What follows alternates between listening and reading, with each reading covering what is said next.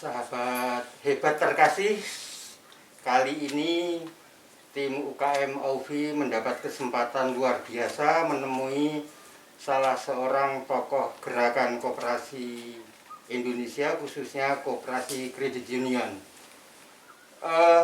Supaya kita juga tahu tentang kredit union itu seperti apa, kita akan menemui Bapak Sunardi yang kemarin baru terpilih sebagai Ketua Puskopvino.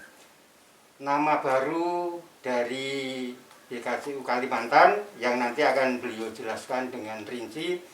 Lalu perkembangan kredit union di Indonesia seperti apa? Beliau adalah salah seorang tokoh gerakan.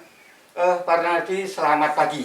Selamat pagi, salam sehat. Salam sehat Pak Nardi. Sukses selalu. Amin. Pak Nardi, kami dari tim UKM Aufi ini pengen mendapatkan gambaran secara jelas seperti apa kredit union di Indonesia, gerakannya ke depan akan seperti apa, lalu Puskopvino ini akan bergerak seperti apa. Silakan Pak Nardi. Baik. Terima kasih Pak Marjono dari UKM. Salam sehat untuk kita semua. Salam sehat Pak Nardi. Ya, kita di Kredit Union Indonesia ini memang sekarang sudah berusia 50 tahun. Dalam pergerakan di usia 50 tahun ini kita melihat beragam model yang diterapkan. Ya. Dapat kami simpulkan sepertinya ada 3 model yang berjalan di Indonesia sekarang di jaring kredit union kita. Yang pertama itu ya tetap dengan pola mengalir, model mengalir. Jadi bertumbuhnya ya kalau bertumbuh syukur, kalau tidak pun tidak apa-apa. Bertahan, tidak jelas arah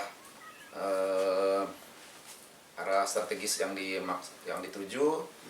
Lalu sehingga ya paling bangga dengan dulu kita bisa begini, dulu bisa begini. Yang kedua itu model yang agak agresif, lalu sibuk dengan spin off mereka menyebutnya, perluasan usaha. Jadi ini dipertimbangkan sebagai salah satu solusi untuk mengatasi tingginya likuiditas. Lalu mulai membangkitkan usaha-usaha tetapi dikelola oleh lembaganya. Nah, oleh lembaga koperasinya ini membentuk holding, nanti membentuk unit usaha apalagi, dan itu diupayakan diajak anggota untuk ikut serta. Lalu model yang ketiga itu kita fokus, model yang ketiga ini model yang digunakan kami di BKCU dahulu atau Puskopvino sekarang, Pusat Koperasi Kredit Union Indonesia. Ini kami tetap dengan menggunakan model kredit union, yaitu murni kredit union, yaitu kami mengutamakan pendidikan dan pemberdayaan anggota. Anggotalah yang kita didik untuk melakukan. Untuk kalau mau buka usaha, mereka dididik untuk memiliki semangat entrepreneur. Untuk mengelola usahanya, mengelola kehidupannya sendiri, itu dengan pendidikan yang macam-macam. Kita bangun program pemberdayaan namanya. Tapi program pemberdayaan ini kita hanya mengembangkan semangat kerjasama kooperatif di antara anggota ini. Mereka harus saling percaya, bekerja sama dalam kelompok. Kalau bisa dalam kelompok, lalu di setiap kelompok itu mereka memilih usaha apa yang mereka mau kembangkan, dan kredit union memberikan technical assistance-nya, memberikan pendampingan. Ada pendampingan yang kita berikan sesuai dengan minat mereka. Jadi apa usaha yang ingin dilakukan ini tidak ditentukan oleh kredit union. Jadi kredit unionnya sendiri sebagai edukator ya Pak? Betul, ya. Kita hanya memberi tadi memotivasinya untuk menjadikan kelompok itu sungguh produktif. Kemudian kami sadari ini sudah banyak yang berhasil, tapi terhambat di pemasaran. Maka model yang ketiga ini tadi kami juga membantu menyediakan alat pemasaran yang lebih luas. Sekarang sudah masuk di salah satu program marketplace kita, yaitu di Smart CU. Smart Credit Union itu salah satu fitur di SCT yang membantu memasarkan produk anggota CU. Tapi kami hanya boleh jual yang benar-benar diproduksi oleh anggota. Dan ini lembaga ini tidak merupakan lembaga, Pak? Tidak. Oh, tidak Itu ya. Hanya membantu ya, aplikasi individu, aplikasi. Hanya membantu Ya, aplikasi. aplikasi tidak dibebankan kepada anggota yang mau memasukkan produknya di situ, tetapi mereka harus memenuhi standar yang kita tetapkan sebagai standar produk. Tidak boleh asal produk-produk, nanti kan yang membelinya kan bisa siapa saja, lalu orang kecewa. Kita pastikan bahwa itu kualitas atau mutunya itu terjamin. Pak, ada standar kualitas, ada standar kuantitas, Pak. Itu kan Betul. kalau kalau permintaannya banyak kan harus terpenuhi. Iya, sekarang kita memastikan dulu dengan standar kualitas. Karena permintaan yang baru ini baru kita masukkan itu hanya ditawarkan lewat aplikasi itu tadi ke dalam negeri saja dulu, dengan pengiriman dalam negeri. Iya. Tapi tidak menutup kemungkinan kemudian ini bisa diakses juga mungkin sampai ke luar negeri. Oke. Pak Nardi, Puskop Swina sendiri sebenarnya anggotanya berapa banyak? Lalu kalau dibilang kekayaan lembaga atau kekayaan gerakan, mungkin kekayaan gerakan ya Pak, Ya. itu seberapa besar? Lalu anggota perseorangannya berapa ratus ribu Pak? Ya. Puskop Swina sendiri saat ini beranggotakan 44 kredit union primer.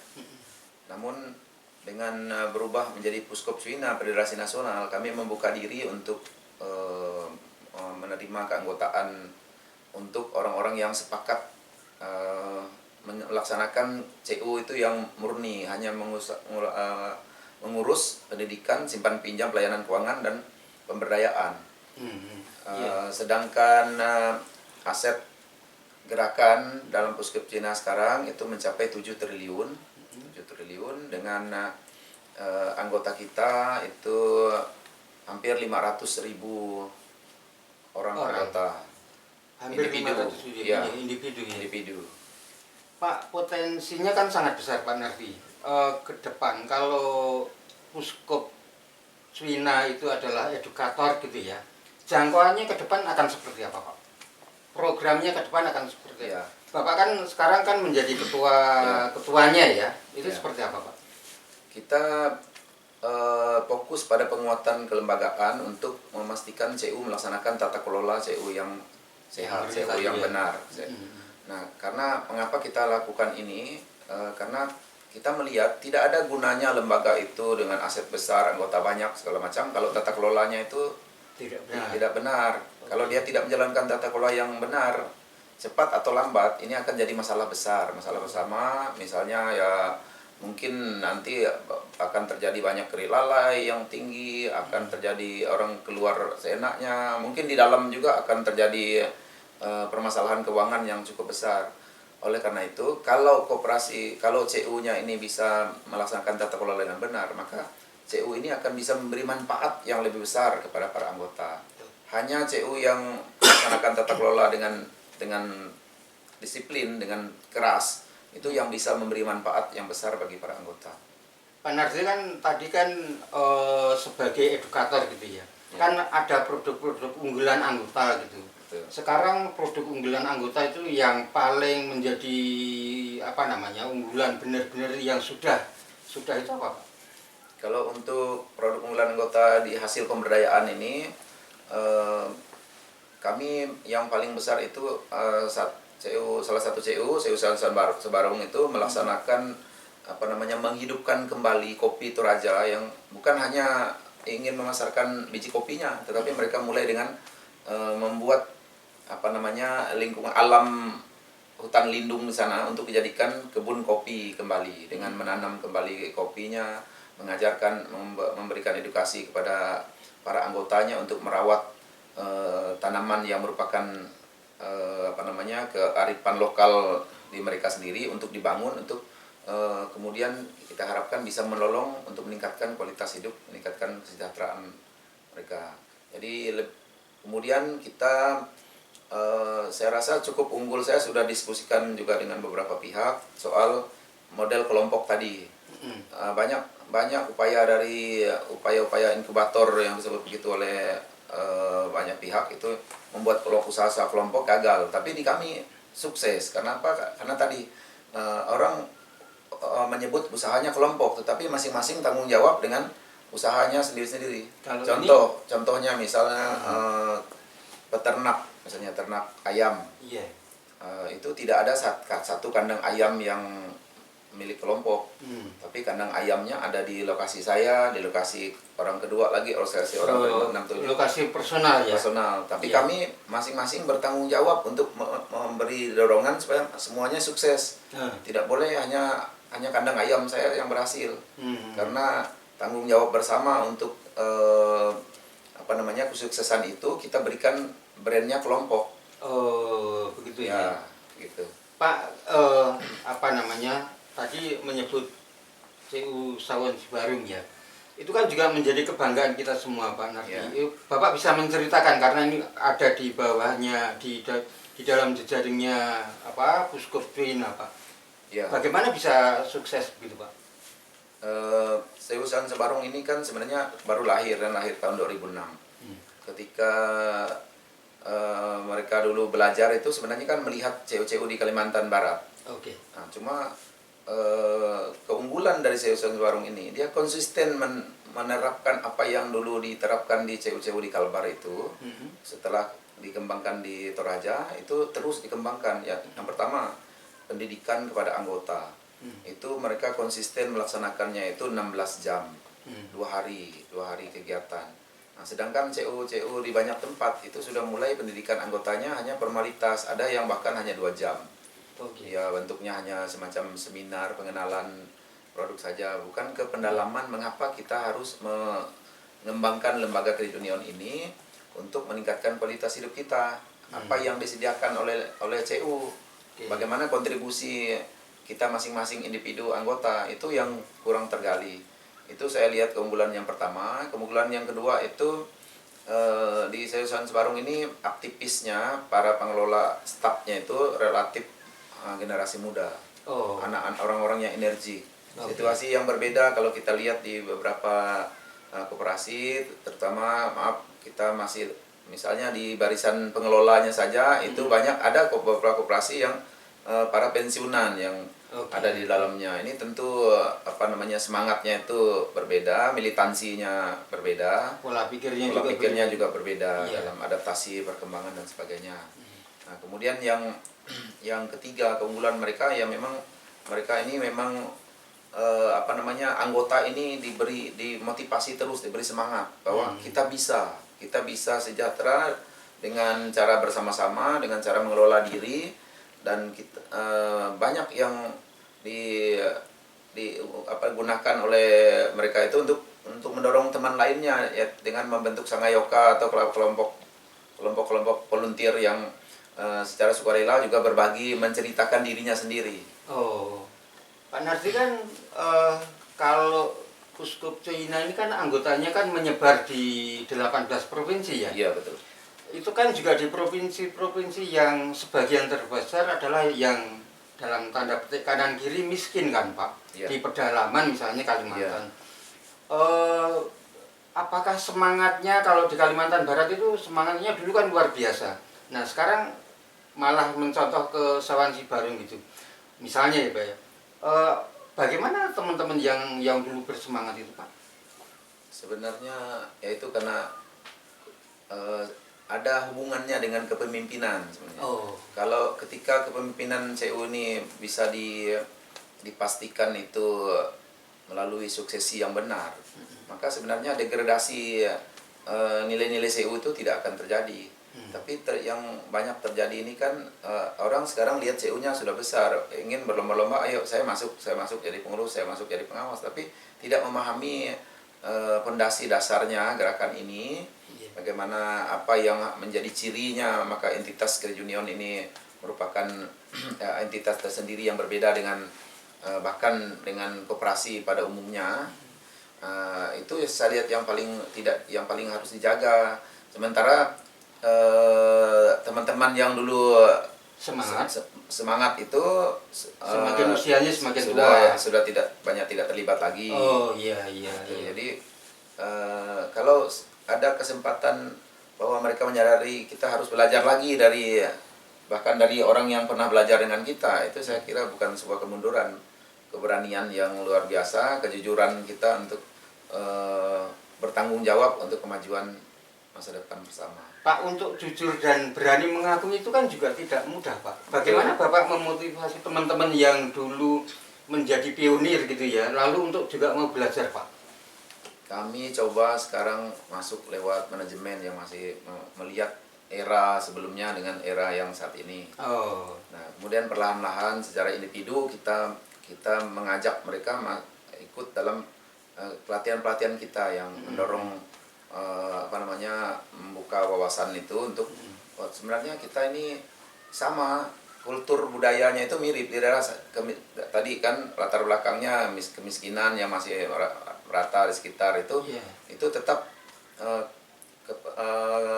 kebutuhan masyarakat untuk ditolong melalui alat macam-macam kan, salah satunya credit union itu tetap ada.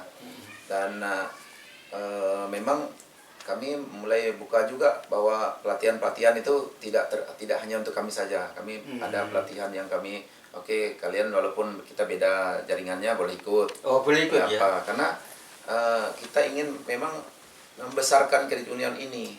Itu juga yang memotivasi mengapa Puskop Cina ada. Puskop Cina itu kan keprihatinan kami karena kok kita sudah 50 tahun kok begini-begini terus. Secara jumlah credit union itu makin turun malah grafiknya di Indonesia. Memang jumlah anggota segala macam itu di seluruh Indonesianya itu kita meningkat. Tetapi kalau cari statistiknya lagi ada di mana? Ada di beberapa, ya salah satunya di pus kami yang menyumbangkan banyak. Beberapa pus yang anak-anak kami di Kalimantan itu yang juga menyumbangkan banyak. Kalau di tempat lain kok tidak bisa. Nah, itu yang juga kita harus coba bagaimana kita tidak bisa menunggu lagi untuk melihat kenyataan yang terjadi bahwa kalau kita bertumbuh ya bertumbuh, kalau tidak ya tidak apa. Tapi kami yakin dengan perencanaan yang baik, dengan model pengembangan CU yang benar, menerapkan tata kelola tadi, kita bisa membantu pemerintah dalam meningkatkan kesejahteraan mereka. Kalau bahasa kami sih pakai misi aslinya ke union itu meningkatkan kualitas hidup anggota masyarakat. Karena kalau hidupnya berkualitas kan bukan juga harus rumahnya banyak atau uangnya banyak, tetapi dia memaknai setiap yang diberi, yang dia terima itu dengan syukur. Pak Nardi, kalau Puskop Cina membuka diri kepada koperasi lain misalnya ya, untuk boleh menimba ilmu gitu. Ya. Kalau kemungkinan kan mereka kan akan juga menjadi anggota Puskop Cina, Pak Nardi. Ya. Nah, itu kan mungkin persyaratannya mungkin seperti apa gitu. Lalu ketika ini teman-teman dari koperasi lain ya yang ingin menimba ilmu itu harus koperasi besar atau koperasi yang kecil-kecil pun boleh misalnya. Ya, kami benar sekali lagi membuka diri untuk tadi bersama-sama kita mengembangkan credit union yang sejati, yang benar, yang berkualitas, yang bermutu. Nah, itu kan tidak harus dari koperasi yang sudah besar. Yang kecil pun bisa, tetapi harus ada gambaran yang jelas mereka akan bekerja di wilayah mana. Kemudian prospektus keanggotaannya itu dalam beberapa waktu itu akan seperti apa, karena idealnya itu kami harapkan itu bisa berjalan itu kalau sekitar 1.000 minimal anggotanya, misalnya anggotanya 1.000. Nah, kalau mereka bisa sekarang masih 200 tapi masih melihat peluang bahwa kita bisa 1.000 kok. Nah, kita jalan, tapi syaratnya memang fokus total itu pada pelaksanaan tata kelola sesuai dengan access branding. Gitu. Ya, misalnya kami sekarang kan CU kalau sudah besar itu ada cabang-cabangnya pakai macam-macam nama, kan dulu namanya TP, ada yang namanya KP, kantor pelayanan. Nah, cabang itu harus mandiri. Cabangnya harus mandiri. Harus mandiri, tidak boleh satu cabang didirikan hanya menjadi orang menabung paling banyak di situ. Anggotanya situ tidak pinjam.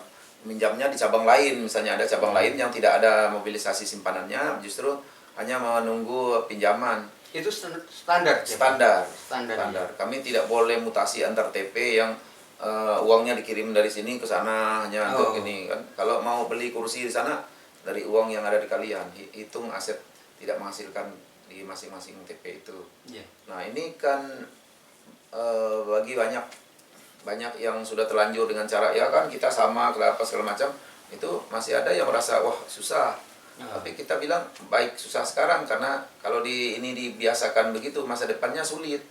Bisa jadi kalau nanti terjadi misalnya ya CU-nya dibubarkan, orang yang tadi tempat ngumpul uang itu yang paling bergejolak.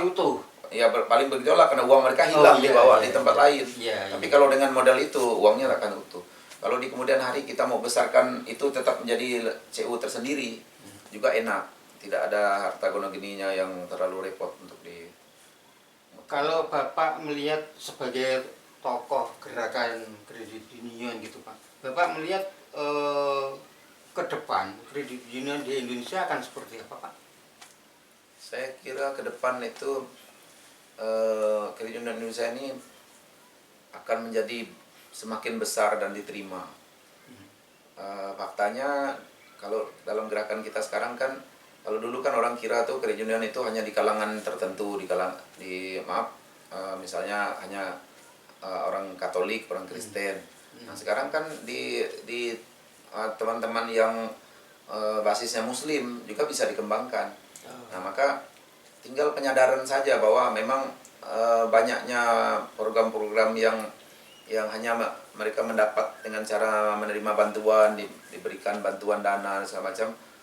Banyak orang yang masih senang dengan pola itu. Tetapi ketika penyadarannya bagus melalui pendidikan dan pelatihan tadi, orang akan mulai merasakan bahwa menolong diri sendiri itu lebih mulia, lebih bermartabat, lebih berharga. Dan yang membuat mungkin kepercayaan masyarakat itu masih belum total kepada CU kan, itu tadi di masalah tata kelola. Banyak CU yang baru mau besar sudah bahkan hilang.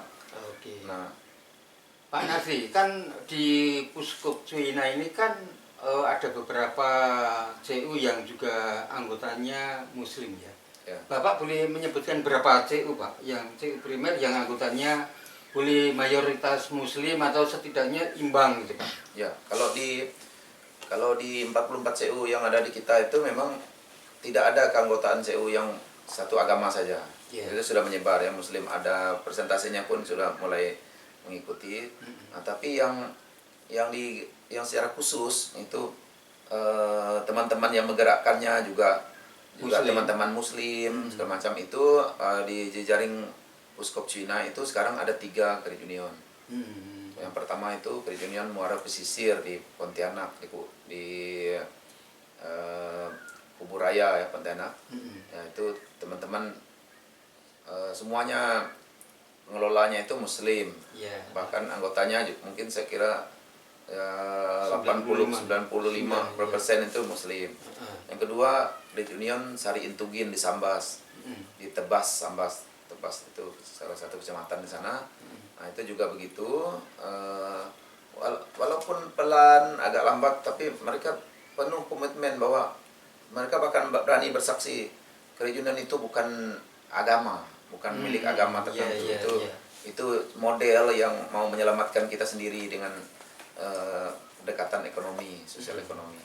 Yang ketiga kredit union Semangat Warga di Jombang, Jawa Timur. Nah ini tiga-tiganya ini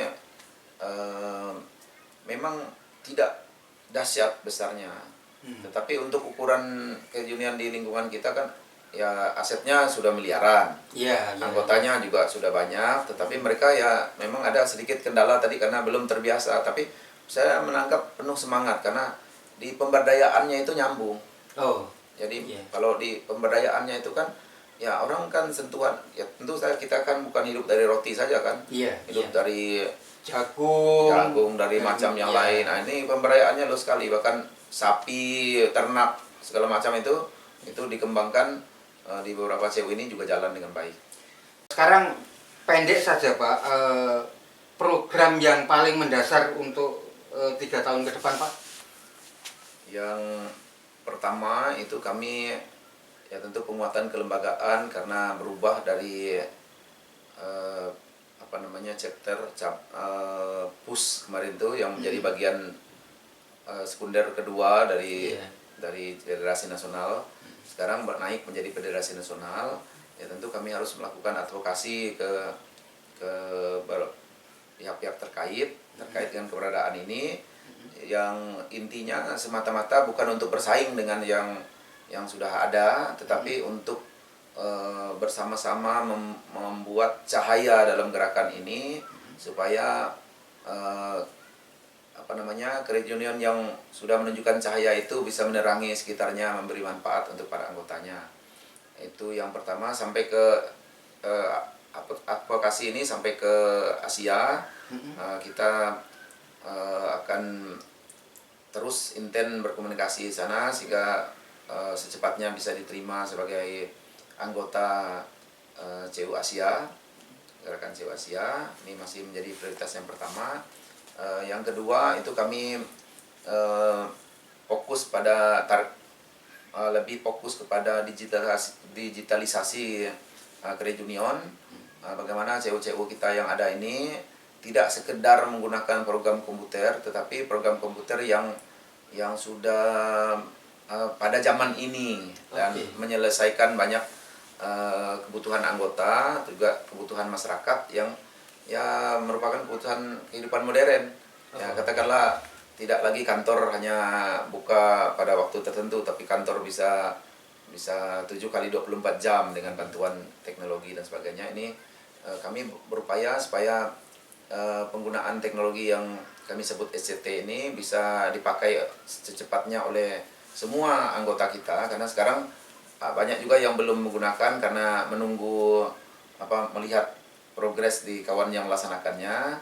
Tetapi kami yakin kalau ini semuanya sudah terjadi, itu akan membantu gerakan ini untuk memastikan kekuatan tata kelola kita, karena tidak mudah lagi orang sembarang ambil, sembarang curi dari kegiatan hariannya, tetapi lebih masif untuk kemudian yang ketiga, kita fokus membantu CU bagaimana bisa tetap menjadi teman anggota di masa sulit, terutama masa pandemi ini, dengan merubah cara kerja kita. Karena pandemi ini tentu memberi banyak pembelajaran baru kepada kita, terutama untuk berupaya untuk mengubah cara, jangan sampai semuanya seperti cara lama. Kalau semuanya cara sebelum digunakan sebelum pandemi, saya yakin lembaganya perlahan-lahan akan hilang secara alamiah. Tetapi kalau kita berani berteman dengan berbagai macam tantangan ini, pandemi ini segala macam itu menjadi teman kita, maka kita akan melihat bahwa ada cara untuk membantu anggota, menemani anggota dalam kesulitannya itu menghadapi situasi sulit ini, dan tidak berpengaruh besar kepada CU-nya, misalnya terjadinya ras, terjadinya keluar dari CU segala macam. Kita pertahankan, inilah siklus yang harus kita hadapi, tetapi cara kami harus diubah. Misalnya pendidikan harus jalan, tapi karena offline tatap muka itu sulit, maka dicari cara-cara online. Online tidak cukup hanya gosokannya saja, tapi mungkin nanti dengan berbagai macam kreativitas yang membuat orang menjadi tetap bersemangat walaupun kehidupan sulit. Pak Nardi, Puskop Swina adalah sekunder pertama di Credit Union di Indonesia ya. Ya. Lalu ini kan secara nasional ya, tingkatnya nasional. Hubungannya dengan Encoded seperti apa, Pak? Kan ya. dia kan juga sekunder ya. Ya, kami dengan Incobdit sekarang dengan menjadi Federasi Nasional ini ya selepel gitulah. Selepel. Ya. Kami tetap merasa kita harus menjadi mitra. Karena saya meyakini bahwa tidak ada bisnis yang akan unggul dengan kekuatan sendiri. Semua bisnis-bisnis yang unggul sekarang itu bisnis kolaborasi, bisnis kebersamaan. Kami sepakat untuk saling menjaga kebersamaan, karena tujuannya sebenarnya sama, cuma Cuma cara melaksanakannya tadi yang beda-beda. Kami mau cara yang Lebih cepat. yang tunggal, hanya Oh. pada fokus Iya, seperti pertamanya Credit Union itu ada. Nah, sedangkan teman-teman lain itu ya mungkin ini menunggu segala macam kan. Kami ingin misalnya kualitas kelembagaannya itu berkelanjutan, maka kami gencar sekali ingin akses branding. Akses branding itu kan bukan merek saja untuk kami, bukan hanya label, tapi teman-teman dengan instrumen akses branding itu menolong CU untuk hidup panjang. Kenapa kita takut gitu kan? Yeah. Kenapa kita karena apa kredit lalai masih tinggi, tidak bisa akses branding, tidak berupaya menurunkan kredit lalai itu untuk meraih akses branding. Maka pengujian secara alat-alat yang tersedia di gerakan ini harus kami pastikan itu ada, harus dipastikan itu lolos sehingga CU ini berguna bagi banyak orang untuk waktu yang panjang, bahkan disebut berkelanjutan. Dan akses branding sudah diraih dari Puskup China Sudah. anggotanya ya? Anggotanya. Iya. Kami berharap dengan sekarang menjadi Federasi Nasional yang langsung ini, sebenarnya di diskusinya di Inkoplit itu juga sudah beberapa tahun, lebih dari 5 tahun itu kita diskusinya efektivitas 3 jenjang ini, level 3 jenjang. Dalam diskusi itu disimpulkan tidak efektif. Yang efektif itu 2 jenjang. Kita tidak memaksa untuk segera membuat jenjang ini. Sebenarnya kita juga berproses ingin ayo kita perbaiki bersama. Tetapi ya nampaknya agak lambat gerakannya. Karena kalau dulu kan sebenarnya semuanya harus tunggal menurut Orde Baru, Pak. Iya, itu. Masih banyak status quo yang seperti itu. Iya. Pak Nardi, silakan memberikan pesan kepada audiens kita yang seluruh dunia ini untuk mencintai kredit union melalui UKM AUFI, Pak. Terima kasih. Sukses untuk UKM AUFI. Kredit union itu adalah cara kita menolong diri sendiri dan menolong orang lain. Kita terus berupaya untuk menolong diri dan orang lain untuk meningkatkan kualitas hidup kita menuju kesejahteraan baik ekonomi maupun sosial.